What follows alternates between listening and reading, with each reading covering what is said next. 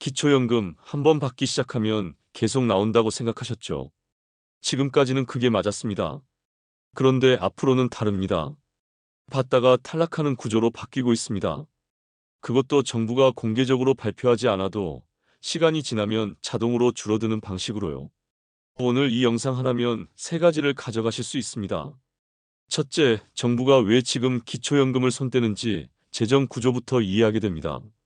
둘째, 어떤 분들이 가장 먼저 영향을 받는지 탈락 위험이 높은 유형 네 가지를 정확히 짚어드립니다. 셋째, 지금 당장 내 상황에서 무엇을 확인해야 하는지 행동 순서를 드립니다. 10분이면 충분합니다. 기초연금 제도가 처음 만들어진 건 2014년입니다. 그때 수급자는 435만 명이었습니다. 2026년 현재는 778만 명을 넘어섰습니다. 12년 만에 거의 2배가 됐습니다. 이 속도로 가면 2050년에는 현행 유지만으로도 연간 46조 원이 필요하다는 게 한국개발연구원의 장기 추산입니다. 여기에 대통령이 직접 문제를 제기했습니다. 5월 200만 원 이상 소득이 있는 분이 매달 34만 원을 받는 게 맞느냐는 발언이었는데 이건 단순히 금액 문제가 아닙니다. 기초연금의 존재 이유, 즉 누구를 위한 제도인지를 다시 정의하겠다는 신호였습니다. 복지부가 전면 개편 논의를 공식화했고 여당 연금 개혁 특위가 착수했습니다. 정책 절차상으로 보면 이미 확정 수순에 가깝습니다. 17억짜리 집을 가진 분이 기초연금을 받는다는 언론 보도도 나왔습니다. 이 사례가 제도 설계의 허점을 상징적으로 드러내면서 개편 논의에 기름을 붓는 역할을 했습니다. 현재 기초연금은 65세 이상 노인 중 소득 하위 70%에게 지급됩니다. 그런데 이 70%라는 숫자를 어떻게 뽑느냐가 핵심입니다. 2026년 기준 중위소득은 약 256만 원입니다. 현재 기초연금 선정 기준액은 247만 원으로 이미 중위소득의 96.3% 수준까지 올라왔습니다. 2028년이면 100%에 도달할 것으로 전망됩니다.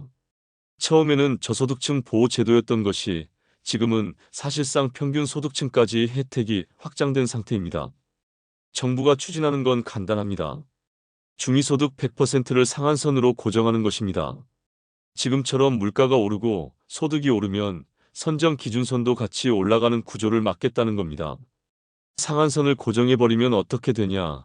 매년 소득이 조금씩 오르고 연금이 오르면 어느 순간 그 선을 넘는 분들이 생깁니다. 그분들은 자동으로 수급 대상에서 벗어나게 됩니다. 여기서 잠깐 정리합니다.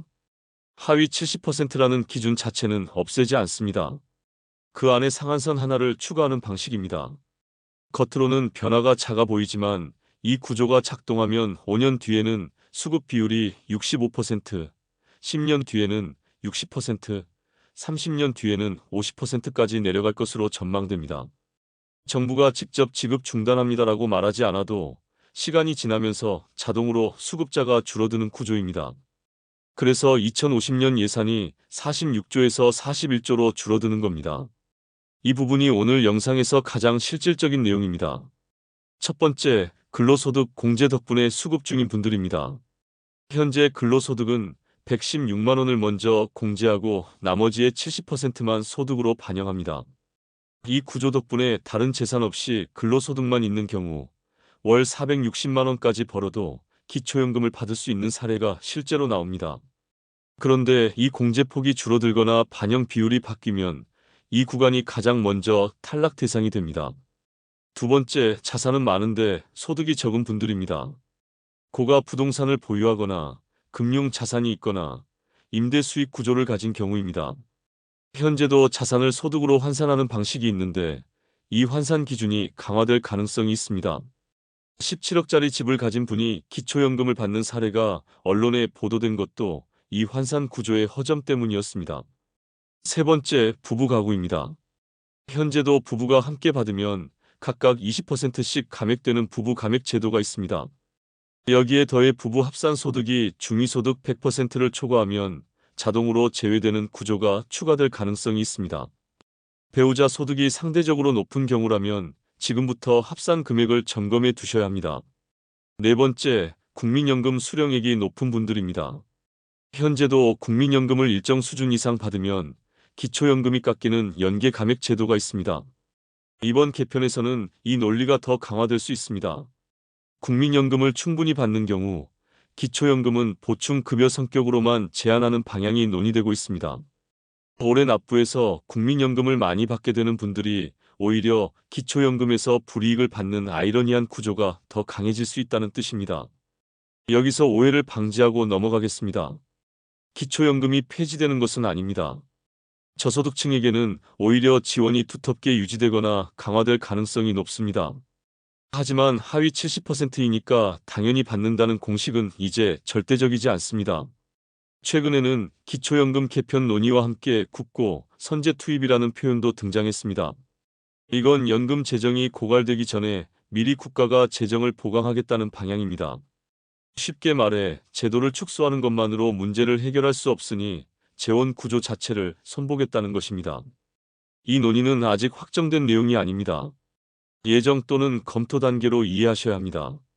다만 이 논의까지 공개적으로 나왔다는 것은 정책의 방향이 단순한 지급 기준 조정을 넘어서 연금 제도 전반의 재설계로 확장되고 있다는 신호입니다. 오늘 영상을 보고 나서 행동으로 옮겨야 할 것들을 정리합니다. 하나, 복지로 홈페이지에 접속해서 기초연금 모의 계산기로 현재 내 소득 인정액이 어느 수준인지 확인하세요. 중위소득 247만 원 기준에서 내가 어느 지점에 있는지 파악하는 것이 출발점입니다. 둘, 국민연금 예상 수령액을 조회해 두세요. 국민연금공단 홈페이지나 앱에서 조회가 가능합니다. 연계 감액이 적용되는 수준인지 미리 파악해 두는 것이 중요합니다. 셋, 부동산 자산이 있다면 현재 시가 기준 금액을 확인해 두세요. 자산 환산 방식이 강화될 경우를 대비해서 기준 금액을 알아두는 것이 유리합니다. 넷, 배우자가 있다면 두 분 합산 소득 인정액을 계산해 보세요. 부부 합산 기준이 강화될 가능성이 있기 때문입니다. 다섯, 개편 일정이나 새로운 기준이 발표되면 반드시 복지로나 국민연금공단 공식 안내를 통해 확인하세요. 문자나 카톡으로 오는 링크는 절대 누르지 마세요. 서두르게 만들면 일단 의심하세요. 확인은 공식 사이트와 공식 전화로만 하세요. 오늘 핵심을 세 줄로 정리합니다. 기초연금은 조건부 급여로 재설계되고 있습니다. 하위 70% 기준을 없애지 않아도 중위소득 100% 상한선 하나가 구조 전체를 바꿉니다. 그리고 이 변화는 요란하게 발표되지 않고 시간이 지나면서 자동으로 작동합니다. 지금 당장 복지로에서 모의 계산 한번 해보시고 국민연금 수령액도 조회해 두시고 부동산 자산 기준도 메모해 두세요. 10분이면 됩니다. 오늘 영상이 도움이 되셨다면 주변에 계신 어르신들께 공유해 주세요. 본인은 이미 확인하셨더라도 미처 모르고 계신 분들이 훨씬 많습니다. 이번 영상은 정부 및 공공기관 발표 자료를 바탕으로 정리한 일반 정보입니다. 세부 대상과 지급 기준은 개인 상황에 따라 달라질 수 있으며 최종 확인은 반드시 복지로 또는 국민연금공단 콜센터 1355를 통해 공식 안내 기준으로 하시기 바랍니다.